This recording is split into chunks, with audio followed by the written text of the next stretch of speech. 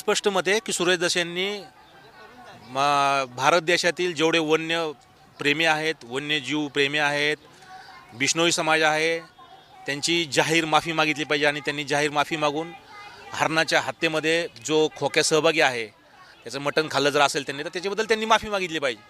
आज काय तुमचा निर्णय ठरलाय मुख्यमंत्र्यांची भेट वगैरे वनमंत्र्यांची भेट वगैरे घ्यायची असं काय? हे बा वन्यजीव प्रेमी संदर्भामध्ये जी आमची कृती समिती आहे ते कृती समिती जाऊन मुख्यमंत्र्यांनी जर त्यांना बोलवलं तर कृती समिती भेट घेईल आणि त्यांनी जर आश्वासक असं जर आश्वासन दिलं तर उपोषण सुटेल. हे होते भाऊसाहेब लटपटे आणि यांनी आमचं सगळ्यात महत्त्वाचं पोलीस अधीक्षक जे नवनीत कावत साहेब आहेत त्यांच्यावर आमचा पूर्ण विश्वास आहे.